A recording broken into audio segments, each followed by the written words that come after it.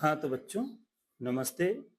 आज हम लोग पढ़ेंगे क्षितिज जो पुस्तक है हमारी कक्षा 9वीं की, उसी पुस्तक के आज हम लोग जो वस्तुनिष्ठ प्रश्न हैं उन पर चर्चा करेंगे। और अभी तक हमने इस जो पुस्तक है इसी की व्याख्या पर और जो 2-2 अंक के बड़े प्रश्न थे, बड़े उत्तर थे जिनके, उन पर चर्चाएँ की थी। और आज हम लोग जो वस्तुनिष्ठ प्रश्न हैं जिन्हें एमसीक्यू बोलते हैं, एक-एक पार्ट के हम लोग देखेंगे और चर्चाएँ करेंगे।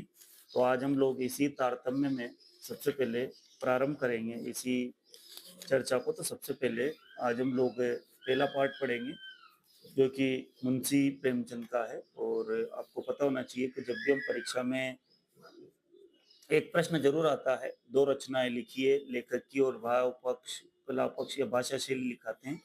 तो प्रेमचंद के 2 रचनाएँ गबन और गोदानियाँ मैंने लिखी दी है, 2 बेलों की कथा भी आप लिख सकते हैं। ठीक है, उनकी कहानी जो संग्रह वो मानसरोवर खंड में संग्रहित है।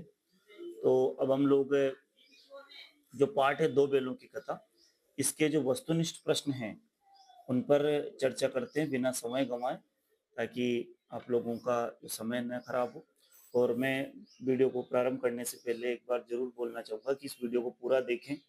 यदि आप इसको आधा देखेंगे तो आपको कुछ भी समझ में नहीं आएगा। दूसरी बात ये है कि चैनल पर नए हैं, तो एक बार चैनल को सब्सक्राइब ज़रूर कर लें, साथ में बेल आइकन को दबा दें, तो आपको विषय से संबंधित नई-नई वीडियो मिलती रहेगी।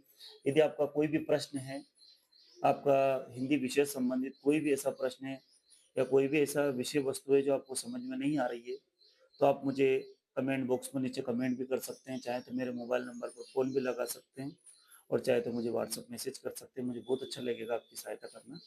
तो चलते हैं हम लोग और एक-एक भी तो मुंशी प्रेमचंद के जो पार्ट है 2 बेलों की कथा, इस पर हम लोग आज चर्चा करेंगे। तो देखते हैं हम लोग, चलते हैं सबसे पहले। तो थोड़ा-सा इनके बारे में 1-2 प्रश्न कभी बन जाए, तो आपको पता होना चाहिए कि मुंशी प्रेमचंद की जो कहानियाँ हैं वो मानसरोवर के 8 भागों में संग्रहित है। ठीक है? एक प्रश्न ये भी बन सकता है कि तो पूरी कहानियाँ हैं वो किसमें संग्रहित है? तो मानसरोवर के 8 भाग, मतलब ऐसे है, मानसरोवर भाग 1, मानसरोवर भाग 2, मानसरोवर भाग 3, इस तरह से मानसरोवर भाग 8 तक ये है। और ये इनकी कुछ रचनाएँ भी सेवा सदन, प्रेमाश्रम, रंगभूमि, कायाकल्प, निर्मला, गबन, कर्मभूमि, गोदान आदि जिनकी रचनाएँ हैं।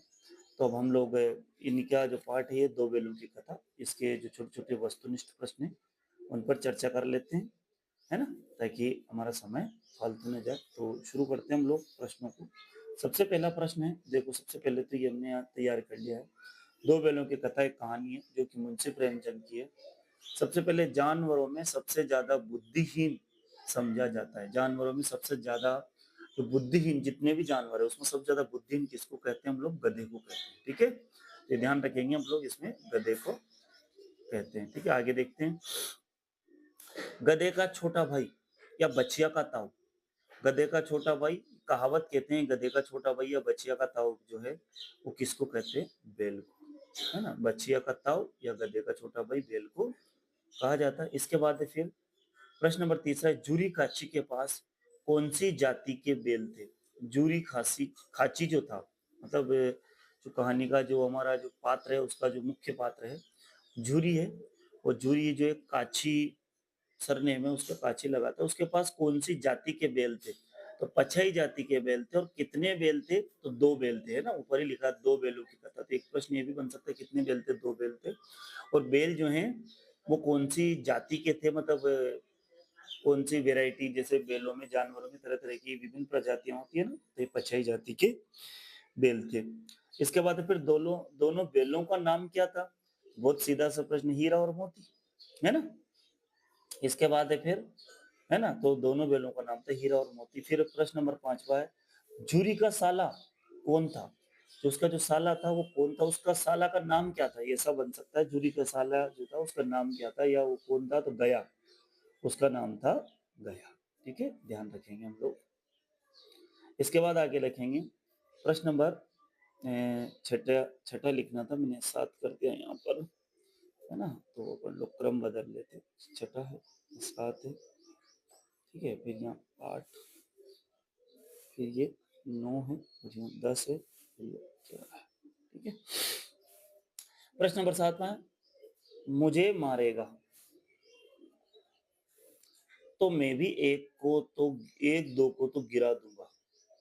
ये कथन किसका था? जो दो बैल थे उनमें एक हीरा था, एक मोती था।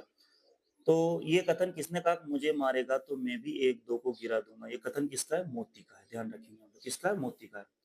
प्रश्न नंबर छठे 6 है ना, यहाँ सॉरी, छठा था। 7वां है, किसकी लड़की हीरा और मोती को रोटियां खिलाकर जाती थी?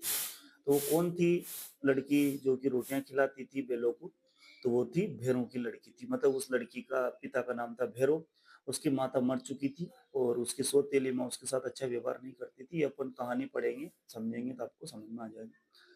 इसके बाद है 8वां प्रश्न है, कांजी होस की जो दीवार है वो किसने गिराई थी? तो कांजी हाउस की जो दीवार है वो हीरा और मोती दोनों ने मिलकर के गिराई थी। ठीक है, ये बात ध्यान रखेंगे, हीरा और मोती दोनों ने मिलकर के दीवार गिराई थी। प्रश्न नंबर 9 है, कांजी हाउस से दोनों बैलों को किसने खरीदा? अब इसके बाद कांजी हाउस से वो भाग गए, भागने के बाद पकड़े गए तो उनको किसने खरीदा? तो एक दड़ियल ने खरीदा, मतलब एक दाढ़ी वाले व्यक्ति ने उनको खरीदा। दड़ियल जो हमारे पाठ में इसका जिक्र है, दड़ियल का। ठीक है। प्रश्न नंबर 10वां है, लेकिन औरत जात पर सिंह चलाना मना है, ये भूल जाते हो, ये कथन किसका है? मतलब यहाँ पर मुंशी प्रेमचंद की जो कहानी है दो बैलों की कथा, उसमें एक बैल ये बोलता है औरत जात पर सिंह चलाना मना है, भूल जाते हो। ये कथन किसका है? कथन हीरा का है, ध्यान रखेंगे। इसके बाद है अगला, कांजी होश से कौन नहीं भाग सका? अब कांजी होश में बहुत सारे जानवर थे। जब इन्होंने हीरा और मोती ने दीवार गिराई तो सारे जानवर एक एक करके निकले, लेकिन उनमें से कुछ जानवर ऐसे थे जो नहीं भाग सके। कौन नहीं भाग सके? तो वो गधे थे जो नहीं भाग सके। ठीक है। फिर आगे प्रश्न है, 13वां प्रश्न है ये। तो अब हम लोग इसको 11 थे तो ये 12वां, थोड़ी देर के लिए इसको 13वां मान लेते हैं, फिर कोई सा प्रश्न आएगा तो उसको हम लोग समझ लेंगे। ठीक है ना। दोनों बैल किस भाषा में विचार विनिमय करते थे? मतलब दोनों बैल थे, अब वो बोल तो सकते नहीं थे क्योंकि वो मनुष्य की तरह नहीं थे, तो कौन सी भाषा में? मूक भाषा में वो विचार विनिमय करते थे। तो किस भाषा में करते थे? मूक भाषा में। कांजी होस में कितनी घोड़ियां थी? बहुत इंपॉर्टेंट प्रश्न है ये, सारे के सारे जो परीक्षा में अभी तक आए हैं। तो है ना, कांजी होस में कितनी घोड़ियां थी? तो 3 घोड़ियां थी। कितनी घोड़ियां थी कांजी होस में? 3 घोड़ियां थी। इस बात की ध्यान रखें, कितनी संख्या थी? 3। गधा किस मास में, 15वां प्रश्न है, किस मास में कुलेल करता है? कुलेल का मतलब है वो लौटता है रेत में उल्टा सुल्टा।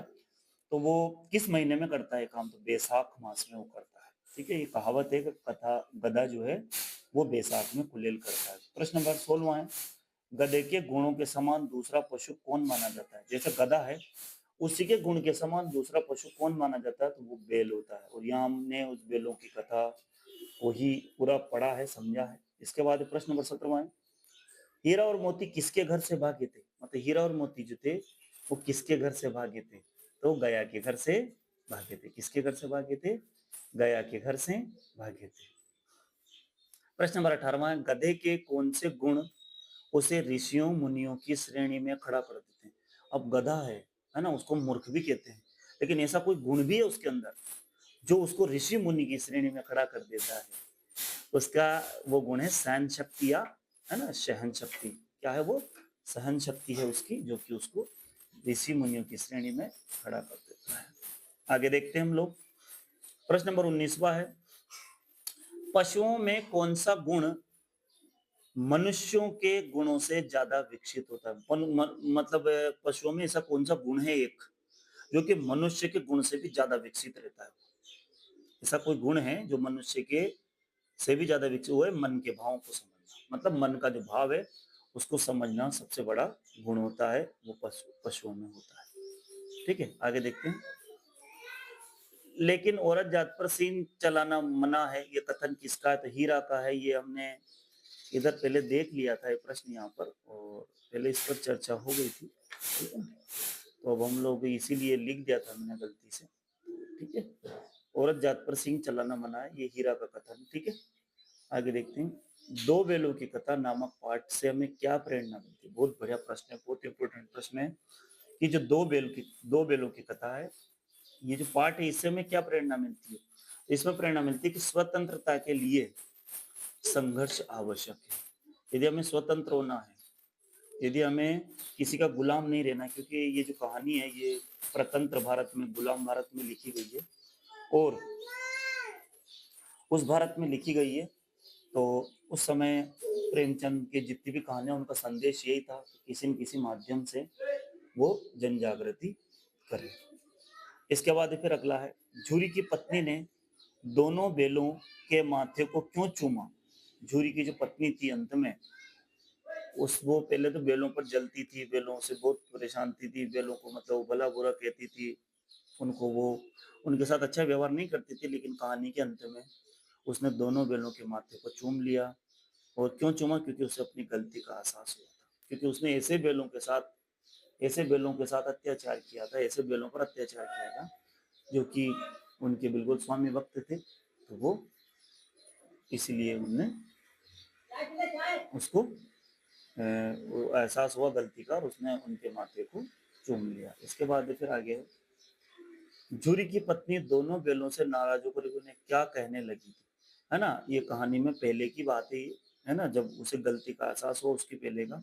तो झूरी की जो पत्नी दोनों बैलों से नाराज होती थी, नाराज होकर के उन्हें क्या कहने लगी थी? नमक हराम। क्या कहती थी? नमक हराम।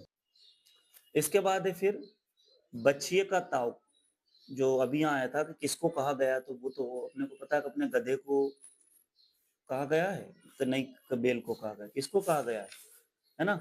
आप मुझे कमेंट बॉक्स में कमेंट करके बताएँ पहले, है ना? कि बच्चे का ताऊ जो है, वो यहाँ पर मुहावरे का अर्थ है। तो पहले तो बच्चे का ताऊ किसको कहा गया है, ठीक है ना? तो अभी आपने अभी तक शायद कमेंट करा नहीं करा है तो मुझे पता नहीं, लेकिन बछिया का ताऊ जो है बैल को कहा गया है, ठीक है? ये ध्यान रखेंगे। किसको कहा गया? बैल को। और ये प्रश्न पहले आ भी गया है। लेकिन यहाँ जो मुहावरा है, उसका अर्थ क्या है? उसका अर्थ है मूर्ख व्यक्ति, ठीक है? तो इस तरह से ये प्रश्न मुझे इतने ही महत्वपूर्ण लगे। और यदि आपको भी कोई ऐसा प्रश्न महत्वपूर्ण लगता है तो आप भी चर्चा कर सकते हैं, और ये जो कहानी है इसको भी हम लोग चर्चा करेंगे। लेकिन आप ध्यान रखें, इस बात का ध्यान रखें कि उनका जो एक मानसरोवर भी आ सकता है ये कभी, कि प्रेमचंद की कहानियाँ जो है मानसरोवर के भाग को 8 भाग है उसमें ये संकलित है। और इसके अलावा इसके जो 2-2 अंक के प्रश्न हैं, इस पार्ट के पीछे के 2-2 अंक के प्रश्न हैं, उनकी भी वीडियो मैंने आपको पहले भेज दी है। ये सारी की सारी वीडियो आपको पहले मैं भेज चुका हूँ। कांजीवोस में कैद पशुओं की हाजिरी क्यों ली जाती होगी? छोटी बच्ची को बैलों के प्रति प्रेम क्यों मढ़ाया होगा? क्यों मढ़ाया? इस तरह के प्रश्न हैं ये हम लोग। तो यही हमारा जो ये वस्तुनिष्ठ प्रश्न है, इसका पहला पाठ के जो पहला चैप्टर है इसके पूरे हुए। और आशा करता हूँ कि आप पूरा वीडियो देखेंगे, समझेंगे। और यदि कोई भी बात समझ में नहीं आती तो आप मुझे कमेंट बॉक्स में कमेंट भी करेंगे, साथ में फ़ोन भी लगाएँगे या व्हाट्सएप मैसेज भी करेंगे। आपको जहाँ भी विषय वस्तु में हिंदी से संबंधित 9वीं से 12वीं तक कोई भी समस्या आती है, प्रतियोगी परीक्षा में कॉम्पिटिशन के लिए कोई भी समस्या आती है तो आप मुझे संपर्क कर सकते हैं। मेरी एक पुस्तक भी प्रकाशित हुई थोड़े समय के बाद, अभी अगली वीडियो में मैं उसका भी आपके सामने ज़िक्र करूँगा। तो आप लोगों का सहयोग और प्रेम व्यवहार बना रहे, है ना? और आप लोग लगातार वीडियो देखते रहें, आपको बहुत फ़ायदा मिलेगा। तो आप सभी का जो है ये वीडियो देखने के लिए बहुत-बहुत धन्यवाद। आप सभी को नमस्ते, जय हिंद, भारत माता की जय।